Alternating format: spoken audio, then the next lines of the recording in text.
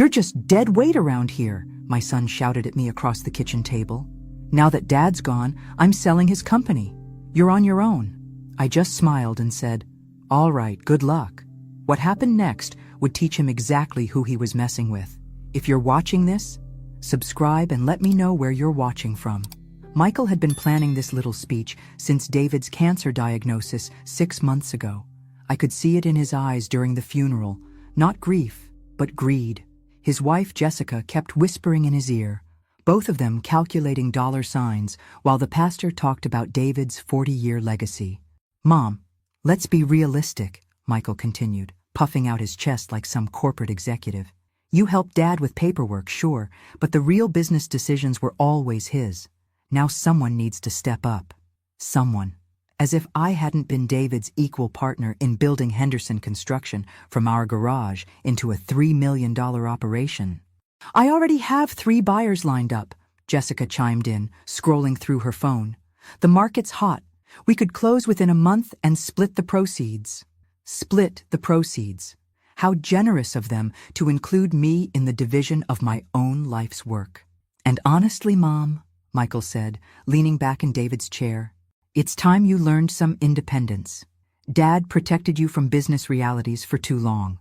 Protected me? I'd been managing our books, handling customer complaints, and making financial decisions for 20 years. But David and I had agreed early on to let people think he was the sole decision-maker. Clients in the 1980s construction industry preferred dealing with men, and we'd learned to work within that limitation. "You're probably right, sweetheart," I said softly, playing the role I'd perfected over decades. Business has always been over my head. Michael's face lit up with victory. "Exactly. This is really for everyone's good. You'll get your share, of course." "How generous. What would my share be?" "Well, since you were never officially involved in operations, we think a third would be fair. Still enough to live comfortably." "A third of the company I'd co-founded and co-managed for 2 decades. "That sounds very reasonable," I murmured. "Great. I'll contact the lawyers Monday. We're celebrating in Paris next week. First class, naturally. Dad would have wanted us to honor his memory properly. First class to Paris. On money from a company sale that would never happen. When do you leave?" "Tuesday morning. Trip's already booked." He kissed my forehead condescendingly. "Don't worry about anything while we're gone. Just start thinking about downsizing." After they left, I sat in my kitchen and allowed myself one moment of genuine laughter. If only they knew what David and I had set up 2 years ago when his cancer prognosis became clear. Henderson Construction had never been solely in David's name. We'd structured it as a marital partnership with automatic survivorship rights. Every major asset, every business account, every piece of equipment was jointly owned. Michael couldn't sell what belonged equally to me. But more than that, David had spent his final months quietly documenting Michael's complete lack of involvement in the business. Bank records showing Michael had drawn salary for consulting while contributing nothing. Email chains proving he'd ignored every attempt to involve him in operations.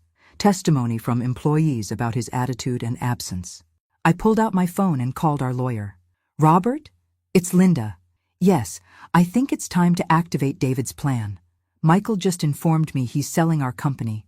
No, he has no idea about the documentation. Tuesday should be very educational for him. The papers were already filed. The evidence was already compiled. Michael's attempted sale would trigger a fraud investigation that would expose him as someone trying to sell assets he had no legal right to control. But for now, I'd let him enjoy his victory dance. After all, the higher they fly, the harder they fall. And Michael was about to discover that underestimating me was the biggest mistake of his entitled little life. Monday evening, Michael called from the airport, practically giddy with anticipation. "Mom, you should see this first-class lounge, real champagne, caviar service. This is how successful people live." "I'm sure it's lovely, dear. Jessica's already posted a dozen photos. Her friends are so jealous." In the background, I could hear her talking about finally getting the lifestyle we deserve. "The lawyers are meeting with the first buyer tomorrow while we're in Paris," Michael continued. "By the time we get back Friday, we should have a signed letter of intent. Tomorrow, when those lawyers would discover that Michael had no authority to sell anything. Have a wonderful trip, sweetheart. Thanks, And Mom, don't second-guess this decision. Dad's gone, and it's time to move forward. Move forward, right over my supposedly helpless body. After hanging up, I poured David's good wine and settled into his favorite chair. Tomorrow morning would bring the first wave of Michael's education. I'd spent the weekend making final preparations, confirmed my co-ownership documentation with the bank, alerted our major clients about potential disruption attempts, and briefed our foreman Carlos about the situation. "Mrs. Henderson," Carlos had said, shaking his grizzled head, "I've been expecting this since Mr. David got sick. Michael never understood what you two built here. He's about to get a crash course." My phone rang at 5:47 a.m. Pacific time. I let it go to voicemail. It rang again 6 minutes later. By 8 a.m., Michael had called 11 times. I finally answered. "Good morning, sweetheart. You're up early for a vacation." "Mom," his voice was tight with panic, "there's a problem with the sale." "Oh? What kind of problem?" "The lawyers are saying I don't have sole authority to sell the company. They're asking about something called joint marital ownership and co-signatory requirements." In the background, Jessica's voice was rising steadily. Something about incompetent legal advice and wasted money. That does sound complicated. Complicated? "The buyers think we're running some kind of scam. They're threatening to report us for attempted fraud." "Goodness, why would they think that?" "Because apparently I can't prove I own what I'm trying to sell." His voice cracked. "Mom, the lawyers are saying you have equal ownership rights to everything." "How is that possible?" "Well, sweetheart, I was married to your father for 42 years. In Ohio, that creates certain automatic property rights. But you never worked in the business." "Actually, I worked in the business every day for 20 years. I just let people think your father was making all the decisions because it was better for client relationships." Dead silence. Then a sound somewhere between a gasp and a groan. "Are you saying you actually own half the company?" "I own half of everything your father and I built together." "Yes. But that's impossible. Dad was the construction expert. You just did paperwork." "Michael, who do you think taught your father accounting? Who negotiated our first major contracts? Who handled all the banking relationships while he focused on job sites?" Another long silence as reality began penetrating his entitled worldview. "This can't be legal. I'll contest it." "You could try. But 20 years of joint tax returns, shared business accounts, and documented partnership decisions might be difficult to overcome." "Mom, please. We've already spent money on this trip. The hotel, the restaurants, everything was supposed to be covered by the sale proceeds." "That sounds like poor financial planning." "Poor planning. We were celebrating what we thought was our inheritance." "Your inheritance? How interesting. I wasn't aware that I had died." The sound he made was pure anguish. "What do you want?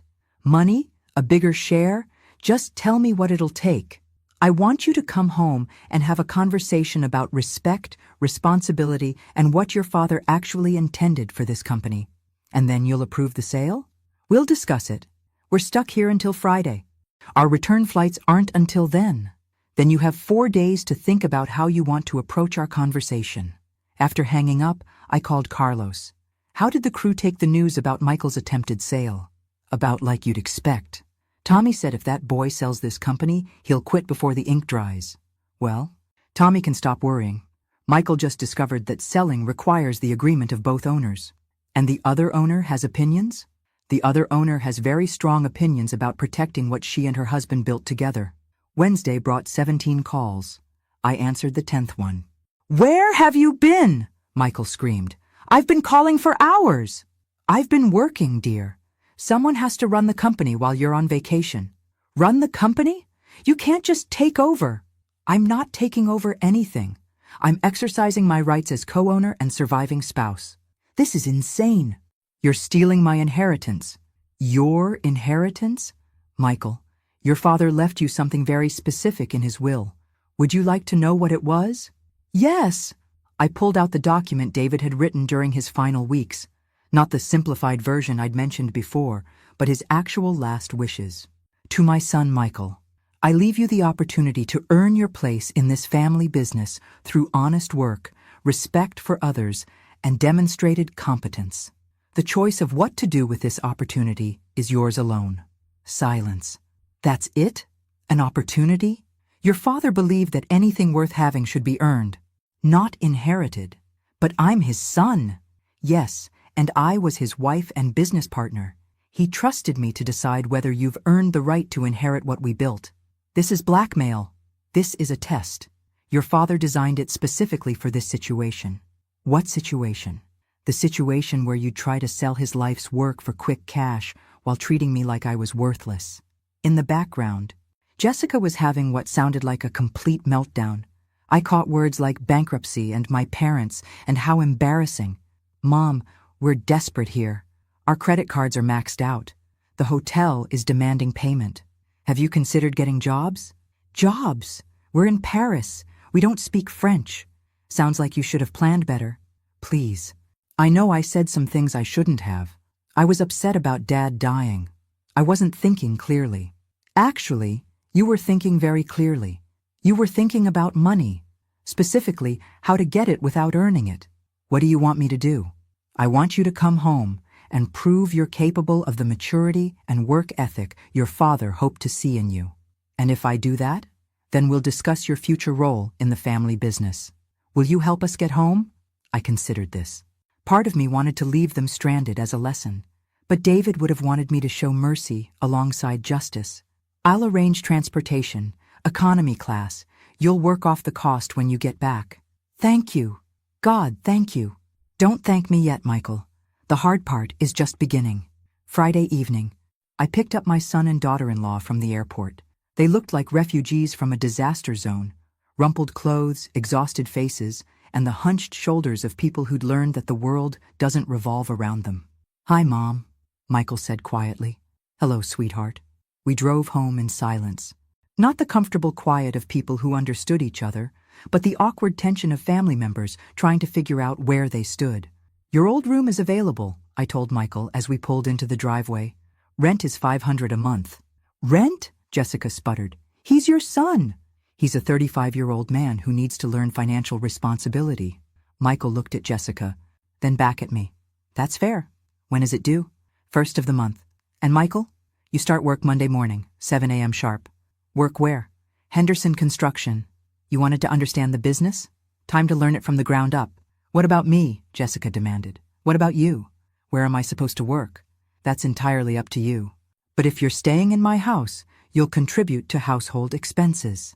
Jessica's face went through several interesting color changes. This is ridiculous. We shouldn't have to live like common laborers. Then don't, I said simply. You're free to leave any time.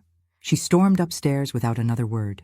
Michael lingered in the kitchen, looking around like he was seeing it for the first time. Mom? Yes? I'm sorry. For what I said about you being dead weight. For trying to sell the company. For everything. Apologies are a start, sweetheart, but your father and I always believed that actions matter more than words. What kind of actions? The kind that prove you've learned what it means to earn something instead of just expecting it. That night, for the first time since David's death, I felt like his plan might actually work. Our son was finally ready to discover who he could become when entitlement was replaced with effort. Monday morning arrived like a cold slap of reality. I found Michael in the kitchen at 6:30 a.m., dressed in actual work clothes and looking nervous. Ready for your first day? I asked. I think so. What exactly will I be doing? Whatever Carlos tells you to do. He's the foreman. You're the newest employee. Will he go easy on me because I'm the owner's son? You're not the owner's son at work. You're just Michael, a guy who needs to prove he can handle basic construction tasks. We drove to the Henderson construction yard in my truck. Carlos was waiting with a clipboard and a skeptical expression. This him? He asked, looking Michael up and down. This is Michael. He's here to learn the business from the bottom up. Any special treatment? None whatsoever. He succeeds or fails on his own merit. Carlos nodded. All right, boy. You ever done manual labor before? Some. Not recently. Well, you're about to get reacquainted with it. Grab those 2x4s and help Tommy load the truck. I watched Michael spend his first morning hauling lumber and learning that construction work was nothing like he'd imagined. By lunch break, he was sweating through his shirt and moving like every muscle hurt. How's it going? I asked when I checked on the crew. Hard, he admitted, but not impossible. The physical work gets easier. The mental part, Learning to work as part of a team, following instructions, paying attention to details, that takes longer. How long did it take, Dad? Your father spent 5 years working for other contractors before he started his own company. He said those 5 years taught him more about business than any college degree could have. That afternoon, Michael made his first real mistake. He misunderstood Carlos's instructions and cut a piece of expensive trim wood 2 inches too short. "Damn it, boy," Carlos exploded. "That's $40 of material wasted because you weren't paying attention." I watched from across the job site as Michael's face reddened with embarrassment and anger. For a moment, I thought he might storm off or make excuses. Instead, he took a deep breath. "You're right. I'm sorry. I'll pay for the replacement material out of my wages." Carlos studied him for a long moment.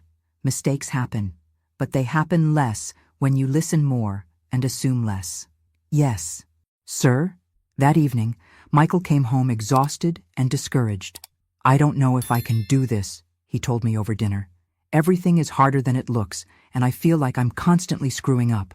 Your father felt the same way his first month. Really? He came home every night covered in sawdust and convinced he'd chosen the wrong career. But he stuck with it because he understood that anything worth doing is difficult at first.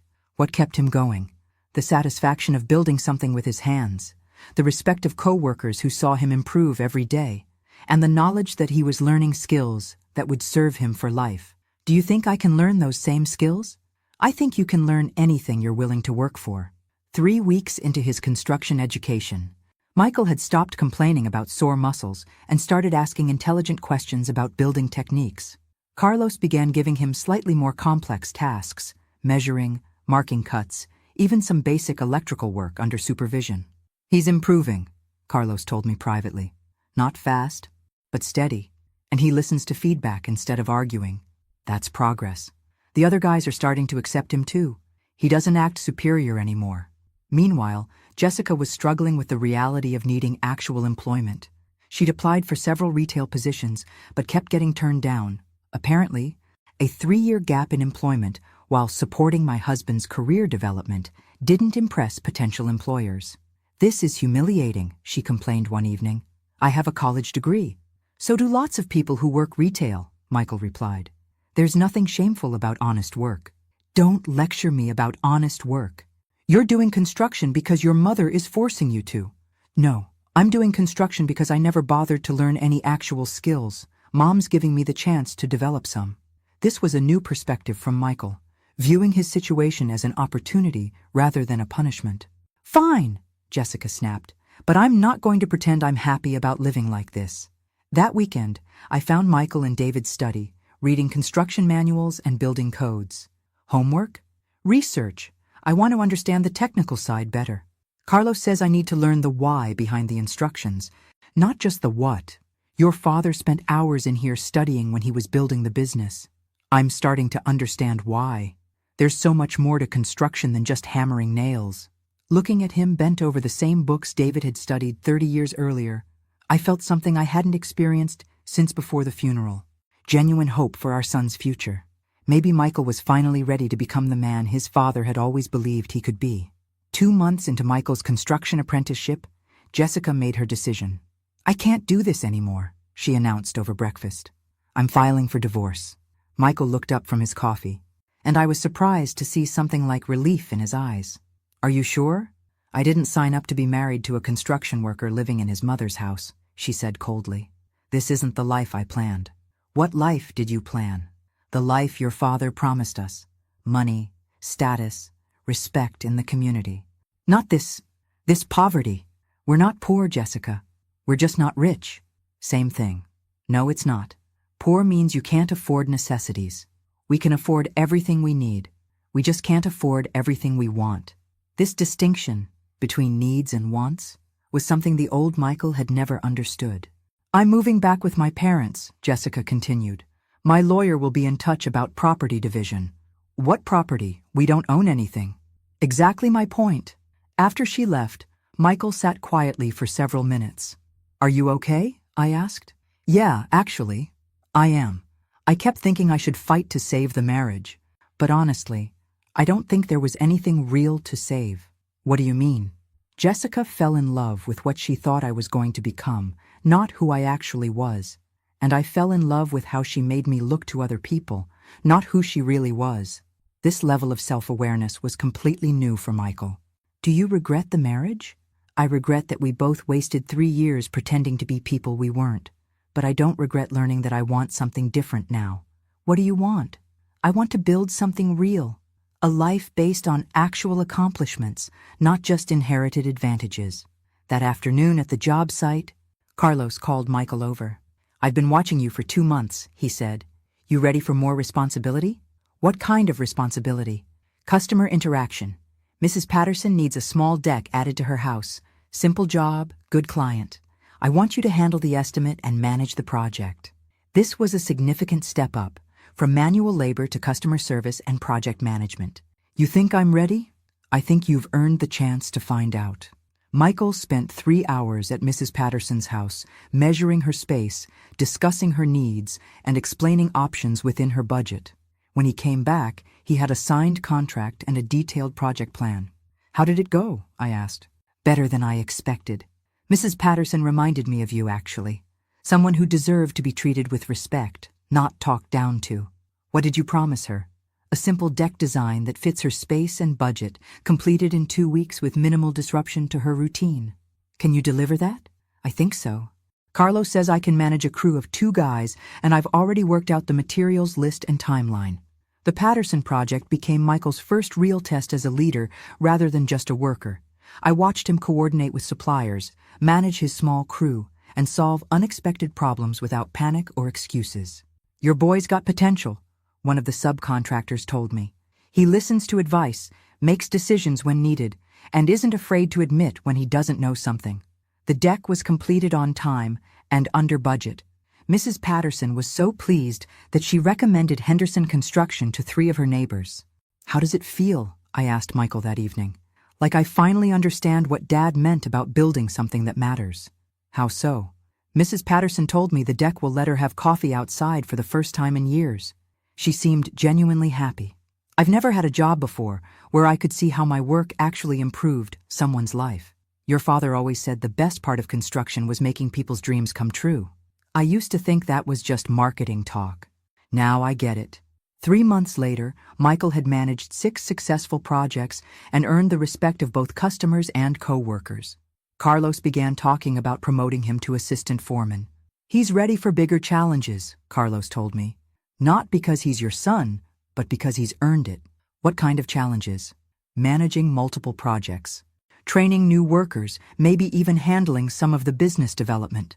You think he can handle business development? I think he understands what this company stands for now. Quality work, fair prices, treating people right. Those are the only qualifications that matter. That evening, I found Michael in David's study again. But this time, he wasn't just reading manuals. He was sketching project designs and writing detailed cost estimates. New project? I asked. Ideas for expanding our residential renovation services. I've been talking to customers about what they need, and there's a real market for smaller projects that bigger contractors ignore. I looked at his sketches. Professional, detailed, clearly thought through. This is impressive work. I've been thinking about what Dad would do if he were still here, how he'd grow the business while staying true to his values. And what do you think he'd do? Focus on helping people, rather than just making money. The money follows naturally when you do good work for fair prices. For the first time since David's death, I began to seriously consider what would happen to Henderson Construction in the long term. Michael was finally becoming someone worthy of inheriting his father's legacy, but earning it and keeping it were 2 different challenges entirely. 6 months after Paris, Michael had transformed from liability to asset. Carlos officially promoted him to assistant foreman, and our client satisfaction scores reached an all-time high. More importantly, the crew had stopped thinking of him as the boss's son and started treating him as a colleague who'd earned his place. I want to show you something, Michael said one evening, spreading papers across the kitchen table. What's this? A business proposal. I've been researching expansion opportunities that align with Dad's original vision. The documents were professionally prepared. Market analysis, financial projections, implementation timelines. This wasn't amateur hour anymore. Specifically, I want to create a dedicated home renovation division. Small projects, elderly clients, people who need reliable contractors for accessibility modifications. Why that market? Because it's underserved, profitable, and helps people who really need us. Plus, it builds community relationships that lead to referrals. I studied his numbers. Conservative but achievable, with built-in safeguards and realistic timelines. What would you need to make this work? Initial investment of $30,000 for tools and materials, permission to hire 2 skilled workers, and authority to operate semi-independently while proving the concept. Authority from who? From you. You own the company. I looked at this man who 6 months ago had wanted to sell Henderson Construction to strangers for quick cash, who now wanted to help it grow in ways that honored David's values. Michael, what do you see as your future with this company? I'd like to think I could eventually run it the way Dad intended. But I understand. I need to earn that opportunity. How would you earn it? By proving I can manage people, grow the business responsibly, and maintain the standards Dad established. And if you fail, then I keep learning until I succeed, or accept that I'm not management material and find another way to contribute. This humility, the willingness to admit limitations and accept consequences, was completely foreign to the old Michael. I'm approving your proposal, I said. $30,000 budget, 3-month trial period. But Michael, this isn't just about money or expansion. This is about proving you understand what your father built here. I understand. Do you? Because if you succeed, it opens the door to bigger opportunities. If you fail, it proves you're not ready for leadership responsibility. I won't fail. How can you be sure? Because I'm not doing this for me anymore. I'm doing it for the people we help, for the employees who depend on us, and for Dad's memory. Michael's renovation division launched with a project that perfectly embodied our values, installing grab bars and ramps for an elderly veteran who'd been struggling with mobility issues. Mr. Rodriguez saved for 2 years to afford these modifications, Michael told me after the consultation. He was worried about being overcharged because he'd heard horror stories about contractors taking advantage of seniors. What did you tell him? That Henderson Construction's reputation is built on treating every customer like family. The Rodriguez project was completed flawlessly. Michael's crew worked around the family's schedule, cleaned up meticulously each day, and charged exactly what they'd quoted. No surprise fees or change orders. Your son is a godsend, Mrs. Rodriguez told me when I stopped by for the final inspection.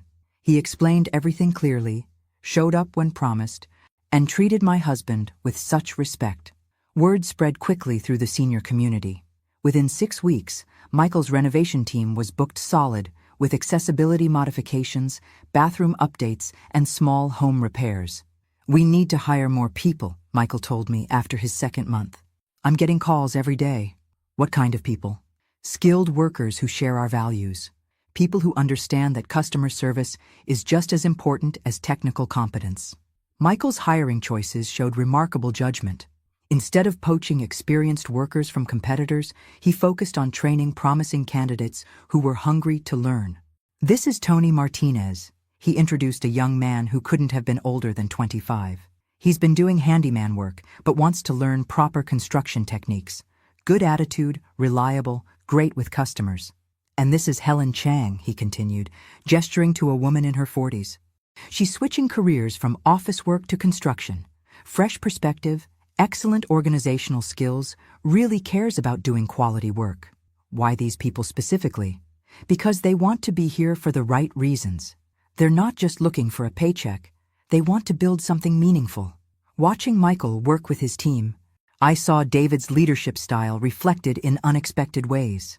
The patience with new workers, the attention to customer needs, the insistence that every job reflect well on the Henderson name. You're becoming quite the manager, I told him one afternoon. I'm learning that leadership isn't about giving orders. It's about helping people do their best work. Where did you learn that? From watching you run the main operation. From remembering how Dad treated people, even when I was too selfish to appreciate it. By his 6th month running the renovation division, Michael had built something impressive, a profitable business unit that employed 7 people and had a 2-month waiting list. More importantly, he'd built a reputation that enhanced rather than traded on the Henderson name. One evening, I found him on the phone with a customer, patiently explaining why their project would take longer than expected. "I understand you're disappointed about the delay, Mrs. Johnson, but we discovered some electrical issues that need to be addressed before we can proceed safely." "Yes, it will add 3 days to the timeline." "No, there's no additional charge. This is part of our responsibility to deliver safe, code-compliant work." After he hung up, I asked, "How often do you have conversations like that?" "Couple times a week. People appreciate honesty even when it's not what they want to hear. Your father would be proud of how you handled that." I keep asking myself what Dad would do in each situation. Usually leads me to the right answer. Looking at my son, this man who'd learned to value customer relationships over quick profits, I realized David's plan had worked better than either of us had dared to hope. Michael wasn't just rebuilding his life. He was building a foundation for lasting success based on integrity rather than inheritance. 9 months after his construction apprenticeship began, Michael surprised me with an announcement that changed our family dynamic completely. "I found an apartment," he said over dinner. "Small place downtown, but it's clean and affordable on my salary. You don't have to move out, sweetheart. You're welcome here as long as you want." I know, and I'm grateful, but I need to prove to myself that I can live independently. Besides, you deserve your privacy back.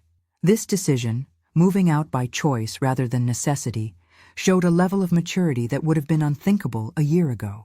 "When are you planning to move?" "Next month. I've saved enough for first month's rent and a security deposit." "I'm proud of you for being financially responsible. I learned it from watching you manage household expenses while I was figuring out how to be an adult." 2 weeks later, while helping Michael move his modest belongings into a studio apartment, I met his downstairs neighbor, a woman about his age who was carrying architectural drawings up the stairs. "Sorry about the noise," Michael said. "I'm just moving in." "No problem. I'm Sarah Chen, 2A. Michael Henderson, 2B. Those look like interesting plans. Renovation project for an elderly client. I'm an architect specializing in accessible design." I watched Michael's face light up with professional interest. "Really? I manage a renovation team that does a lot of accessibility work. Mind if I ask what you're planning?" They spent 20 minutes discussing ramp specifications, grab bar placement, and universal design principles. I could see genuine mutual respect developing, not attraction based on appearances, but appreciation for shared professional values. "Would you be interested in consulting on some of our projects?" Michael asked. "We always want to do better work for our clients. I'd love to see what you're doing. Most contractors aren't interested in going beyond minimum ADA compliance." "We're not most contractors." 3 weeks later, Sarah Chen came to dinner at my invitation. I wanted to meet the woman who'd brought a new energy to Michael's conversations about work. She was nothing like Jessica. Where Jessica had been flashy and demanding, Sarah was quietly competent. Where Jessica had talked about wanting luxury, Sarah discussed helping people age safely in their homes. "Michael's renovation team is doing really impressive work," she told me over dessert. "The Garcia kitchen project was beautiful, but what struck me most was how carefully he listened to their needs and budget constraints. He's learned that good business is about solving problems, not just making sales." "Exactly. Too many contractors try to upsell unnecessarily. Michael focuses on giving people what they actually need." After dinner, they spent an hour reviewing project plans and discussing design improvements. I watched through the window as they worked together, their heads bent over drawings, both completely absorbed in problem solving. "She's wonderful," I told Michael after Sarah left. "I think so too. Mom, I've never met anyone like her." "How so?" "She challenges me professionally without being competitive about it. She cares about the same things I'm learning to care about: helping people, creating functional beauty, building community relationships." "Sounds like she's good for you." "She is. But more than that, I think we complement each other. She handles the technical design aspects I'm still learning, and I understand the practical construction challenges she doesn't always consider. Professional partnership? Among other things." 6 months later, Sarah was spending most evenings at Michael's apartment, working on joint projects and clearly falling in love with both the work and the man. "We make a good team," she told me one evening as we prepared dinner while Michael finished up at a job site.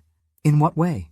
"Michael understands people, what they need, how to communicate with them, how to manage expectations. I understand systems, how to design solutions that are both beautiful and functional. And personally? Personally, he's the kindest, most honest man I've ever known. He works harder than anyone I've met, but he never complains or takes shortcuts. He's changed dramatically from the person he was 2 years ago. He told me about Paris, about everything that happened after his father died. It sounds like hitting bottom was exactly what he needed. Why do you say that? Because it stripped away all his illusions about himself. He had to face who he really was and decide whether he liked that person. And he didn't. No, he didn't. No, So he changed. Not just his behavior, but his fundamental values. That kind of transformation doesn't happen unless someone really wants to become a better person.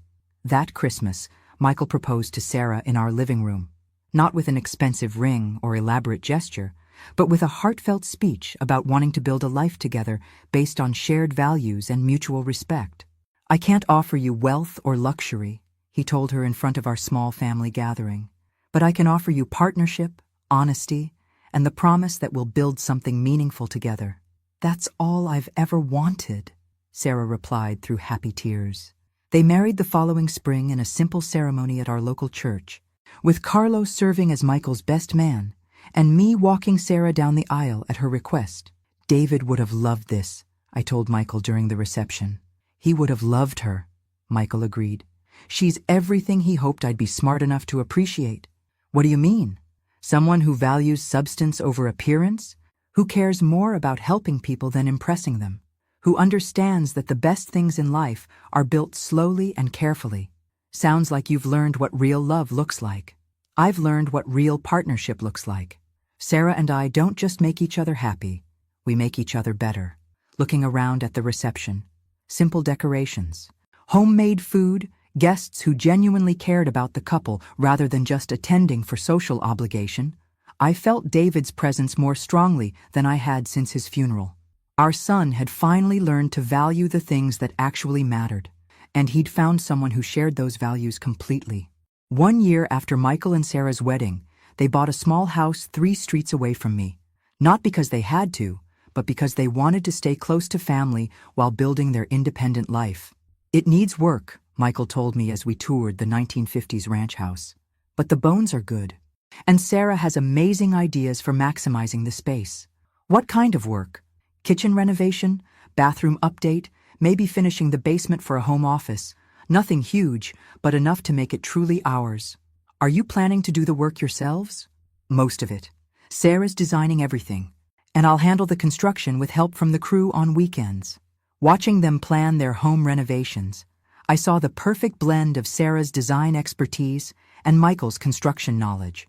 More importantly, I saw 2 people who understood that building something together, whether a house or a marriage, required patience, compromise, and shared vision. "We want to start a family soon," Sarah told me one evening as we worked in my garden. "Michael's going to be an amazing father." "What makes you think so?" "He's patient, he listens, and he understands that people need to learn at their own pace. Plus, he's figured out how to balance high standards with genuine encouragement. Those are good qualities in a parent. He learned them from his work experience. But I think they came from watching you too." "Me?" "The way you handled his transformation. You set clear boundaries but never stopped believing he could change. That's exactly the kind of parent I want to be." Meanwhile, Michael's renovation division had grown into Henderson Construction's most profitable segment. We now employed 12 people in the accessibility and home modification specialty, with a 3-month waiting list and requests for expansion into neighboring counties. "I want to discuss something with you," Michael said one evening, spreading financial reports across my kitchen table. "What's this?" "Proof that the renovation division is ready to become its own company." The numbers were impressive. Consistent profitability, growing client base, excellent reviews, and a team of skilled workers who developed strong customer relationships. "Your own company?"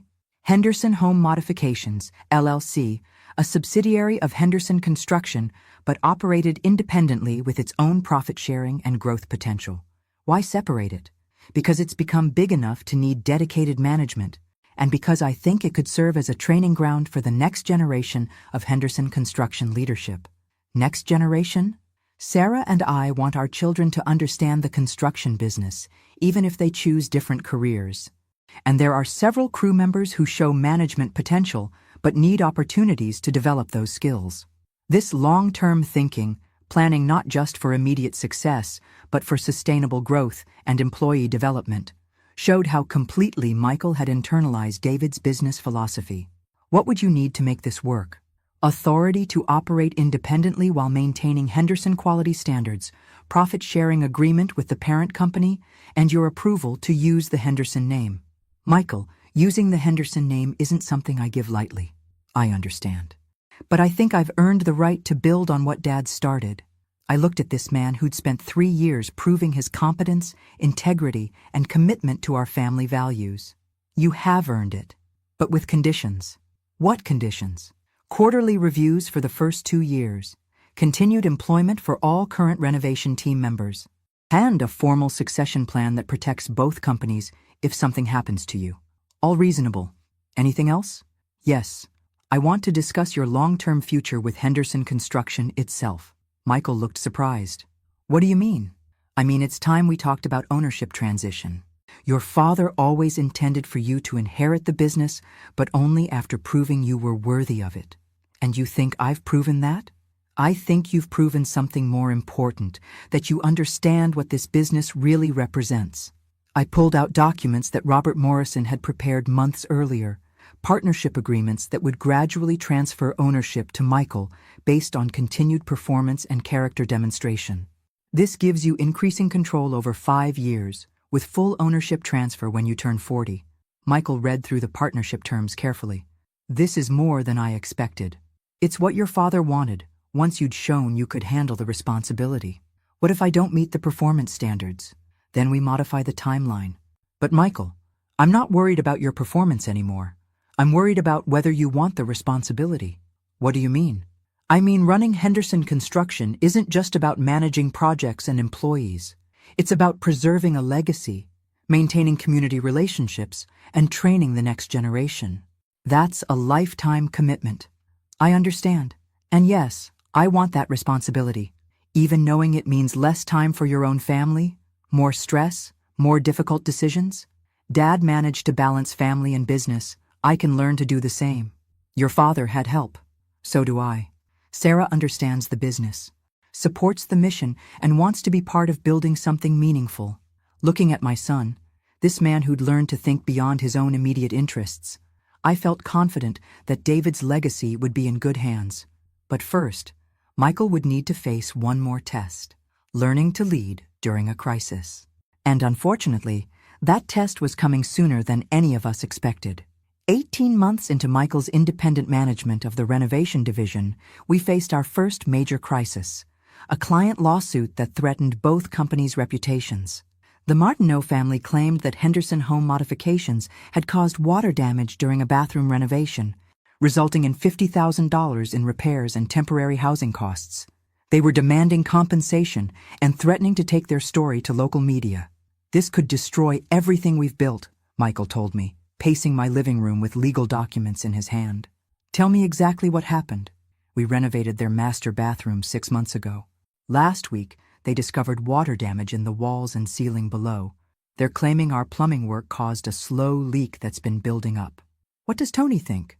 Tony Martinez was Michael's most experienced plumber, the one who'd handled the Martineau project. Tony swears the plumbing was perfect when we finished. He thinks the leak started somewhere else and spread to make it look like our work failed. Can you prove that? Not without expensive testing and expert witnesses. Even then, it's our word against theirs. What are your options? Pay the $50,000 to make it go away, fight it in court and risk losing more money plus bad publicity. Or, he paused, or what? Or figure out what really happened and prove it. This was the moment that would define Michael's leadership style. Would he take the easy way out, or fight for the truth even when it was risky? What do you want to do? I want to investigate, not to avoid paying if we actually caused the damage, but to make sure we don't take responsibility for something we didn't do. That could be expensive and time-consuming. Yes, but Dad always said reputation is the only thing you can't rebuild once it's destroyed. Michael spent the next week conducting his own investigation. He reviewed photos from the original project, interviewed each crew member separately, and even hired an independent plumber to examine the Martineau house. "I found something," he told me Friday evening, spreading photos across my kitchen table. "What?" "The leak isn't coming from our plumbing. It's coming from a shower fixture that we didn't touch, one that was installed by the previous homeowner's handyman 3 years ago." "Can you prove that?" The independent plumber confirmed it. "The fixture was installed wrong from the beginning, but it took 3 years for the leak to become obvious." "What are you going to do with this information?" "Present it to the Martineaus. Offer to help them file a claim against the handyman's insurance. Try to work out a solution that's fair to everyone." This approach, seeking truth and fairness rather than just legal victory, was exactly how David would have handled the situation. The meeting with the Martineau family was tense but productive. Michael presented his evidence calmly, offered to connect them with the proper insurance resources, and even volunteered to coordinate repairs at cost if they couldn't recover from the actual responsible party. "I don't understand, Mrs.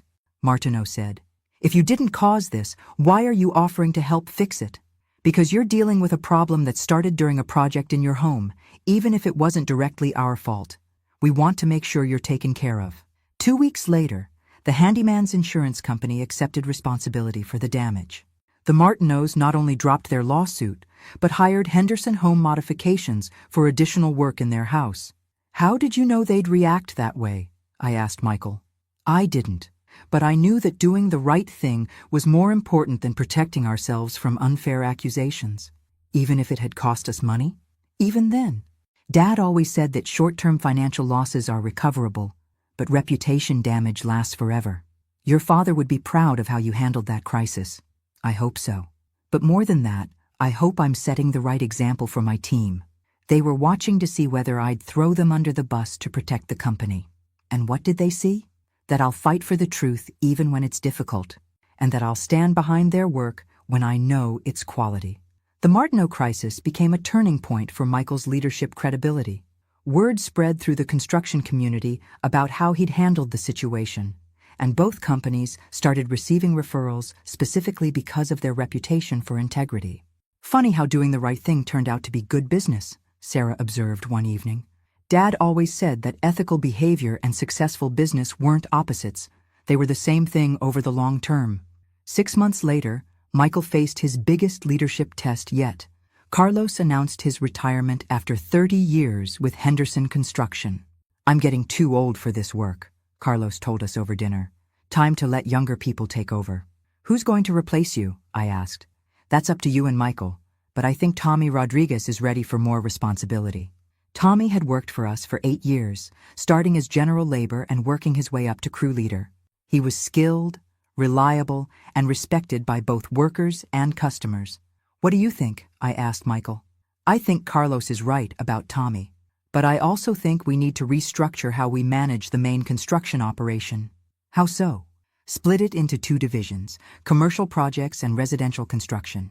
Tommy could manage residential, and we could promote Maria Santos to handle commercial work. That's a significant organizational change. It's also an opportunity to create advancement paths for our best people while specializing our services."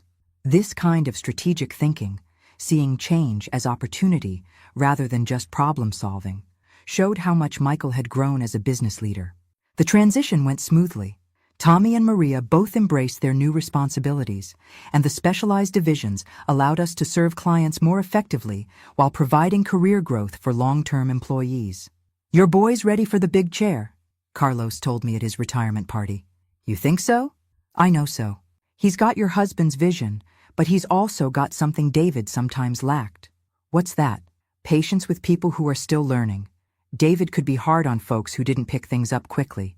Michael remembers what it felt like to be the one who didn't know anything." Looking around the party, employees, clients, and community members all celebrating Carlos's contributions, I realized that Michael had successfully navigated his most important leadership transition. He was ready to take full control of Henderson Construction. The question was whether I was ready to let him. 2.5 years after the Paris disaster, Sarah gave birth to David Andrew Henderson, named for his grandfather and carrying the weight of family expectations along with his father's hopes. I held my grandson for the first time in the same hospital where I'd said goodbye to David, and the circle of life felt complete. "He has Dad's hands," Michael said softly, touching the baby's tiny fingers. "Look at those long fingers, built for creating things." "What kind of things do you hope he'll create?" I asked. "Whatever makes him happy and helps other people, as long as he learns that anything worth having requires honest work." "You sound like your father." "I hope so. I want to be the kind of dad he was, minus the part where I spoil the kid and enable bad behavior." Watching Michael with his son over the following months, I saw all of David's patience and gentleness, but tempered with a wisdom that came from personal experience with consequences.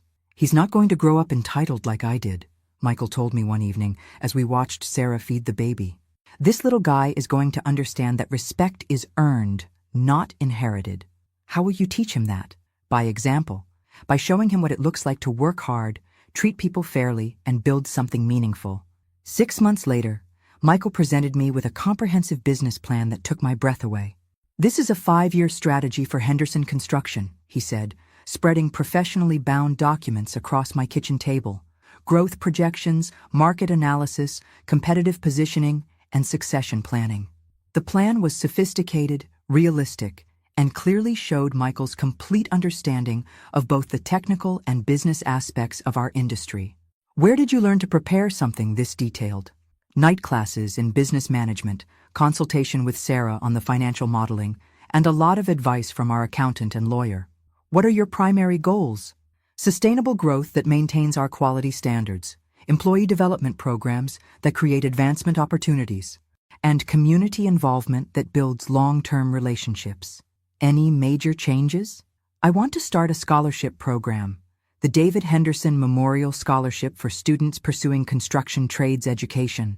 "Tell me more about that." "Dad always said the best way to honor success was to create opportunities for other people. I want Henderson Construction to be known for developing the next generation of skilled tradespeople." "That's a beautiful way to honor his memory." "It's also good business. The construction industry has a labor shortage because young people don't see it as a career with advancement potential. We can change that perception." I studied the scholarship proposal, detailed criteria, funding structure, mentorship components. This wasn't just a charitable gesture. It was a strategic investment in our industry's future. "Michael, this entire plan shows remarkable maturity and vision." "Thank you. But more than that, it shows I understand what Dad really built here." "What did he build?" "A company that helps people while providing good jobs for skilled workers. The money was never the point. It was just the result of doing everything else right." That evening, I called Robert Morrison. "Robert, I think it's time for the final ownership transfer." "Are you sure? The original plan called for a gradual transition over 5 years." "Plans change when circumstances exceed expectations. Michael has proven everything David hoped he would." "What triggered this decision?" "He's not just maintaining what David built. He's expanding it in ways that honor David's values while adapting to modern opportunities." "And you're comfortable with full ownership transfer?" "I'm comfortable with ensuring the Henderson name is in the right hands for the next generation." 2 weeks later, we signed the papers that made Michael the sole owner of Henderson Construction. But instead of the celebration I expected, he seemed almost subdued. "How do you feel?" I asked after Robert left. "Terrified and grateful in equal measure." "Why terrified?" "Because now I'm fully responsible for preserving what Dad built and providing for all the families who depend on this company." "And grateful?" "Because you and Dad believed I could change, even when I didn't believe it myself." "What's next?" "I keep working, keep learning, keep trying to make decisions Dad would be proud of. And if you make mistakes, then I learn from them and do better next time, just like Dad taught me." That night, as I sat in David's chair looking at his picture on the mantel, I felt a peace I hadn't experienced since his death. Our son had become the man we'd always hoped he could be. Henderson Construction would continue to serve our community with integrity and excellence, and David's legacy would live on through the grandson who would grow up understanding that true success comes from serving others, not just serving yourself. The boy who'd called me dead weight had become a man worthy of carrying his father's name into the future. 3 years after Paris, on the anniversary of David's death, I stood in our company's main office watching Michael address the entire Henderson Construction team. 5 years ago, my father passed away, he began, his voice steady and confident. When he died, I thought I was inheriting a construction company. What I actually inherited was a responsibility to the families we serve, to the employees who depend on us, and to the community that has supported us for 40 years. I looked around the room at faces I'd known for decades. Carlos enjoying his retirement but still attending company meetings. Tommy and Maria managing their respective divisions with quiet competence. And younger workers who saw Henderson Construction as a career path rather than just a job. Dad always said that success isn't measured by how much money you make, but by how many people you help, Michael continued. This year, we completed over 200 projects, employed 37 people full-time, and launched our scholarship program with its first recipient. The applause was genuine and warm. These people weren't just employees anymore. They were part of a family business that had grown while maintaining its values. But I want to talk about the person who made all of this possible, Michael said, turning toward me. My mother, Linda Henderson, who kept this company running when I was too immature to understand what we had built. I felt tears starting as he continued. 3 years ago, I told my mother she was dead weight. I tried to sell the business she'd helped build and throw her out of her own home. I thought I was entitled to inherit what I'd never earned. The room was completely quiet now. Instead of giving up on me, she gave me something more valuable than money, the opportunity to become the person my father always hoped I could be. He pulled out a document that I recognized immediately. Today, I'm announcing the creation of the Linda Henderson Community Foundation, funded by Henderson Construction profits and dedicated to supporting local families in need of home accessibility modifications. I started crying openly now, not from sadness, but from overwhelming pride in the man my son had become. Mom, would you come up here, please? I walked to the front of the room where Michael handed me the foundation documents. The first project will be renovating the Veterans Center accessibility features at no cost to the organization, he announced. Because Dad always said the best way to honor success is to help people who served others. The applause was thunderous. Through my tears, I could see David's picture on the wall behind Michael. And I swear I felt my husband's presence more strongly than any time since his funeral. After the meeting, as people gathered for cake and coffee, Sarah approached me with baby David in her arms. He's going to be an amazing role model for his son, she said softly. Your husband? Your son. Little David is going to grow up watching a father who understands that leadership means service, that success means helping others, and that family means everything. That evening, 3 generations of Hendersons sat in my living room, the same room where Michael had called me dead weight and threatened to sell everything we'd built. Do you think Dad would be proud? Michael asked, bouncing his son gently on his knee. Your father would be amazed, I told him honestly. When he died, he hoped you might eventually learn to run the business competently. He never imagined you'd expand it into something that serves the entire community. I had good teachers. You had good examples. But you chose to follow them. I almost didn't. If you hadn't forced me to hit bottom in Paris, you would have found another way to learn the same lessons. Maybe not as quickly or dramatically, but eventually. How can you be sure? Because underneath all that entitlement and selfishness was your father's heart. It just took some difficult circumstances to bring it to the surface. As Michael and Sarah gathered their things to head home, my son lingered for a moment. Mom, I need to tell you something. What's that? I'm grateful for Paris, for losing everything, for having to start over. Why? Because if you'd just handed me the company when Dad died, I would have destroyed it through incompetence or greed. Instead, I got the chance to earn it through character and hard work. Your father always said that the best inheritances aren't money, they're values. He was right. And the values you and Dad taught me are worth more than any amount of money. Even when those lessons involved letting you struggle, especially then. Thank you for loving me enough to let me fail until I learned to succeed. After they left, I sat in David's chair and looked around our living room. The same kitchen table where Michael had announced his plans to sell everything. The same mantle where David's picture still watched over our family. The same house where our son had learned that home isn't just where you live. It's where people love you enough to help you become your best self. When Michael called me dead weight and told me I was on my own, he thought he was taking everything away from me. Instead, he gave me the greatest gift imaginable. the opportunity to help him discover who he really was underneath all that selfishness and entitlement. The company was stronger than ever. Our family was closer than we'd been in decades. And David's legacy would continue through a grandson who would grow up understanding that privilege comes with responsibility, that success requires service, and that the most valuable things in life can't be inherited. They have to be earned. I wasn't dead weight after all. I was the foundation that held everything together while the people I loved learned to build their own strength. And that, I realized, was the most important inheritance of all. The rest, as they say, is family history. But it's not just our history anymore. It's the history of everyone whose life has been touched by understanding that real love sometimes requires tough lessons, that second chances have to be earned, and that the best revenge isn't destroying someone who hurt you. The best revenge is helping them become someone who would never hurt you again. David would have been proud of all of us. Thanks for listening. Don't forget to subscribe and feel free to share your story in the comments. Your voice matters.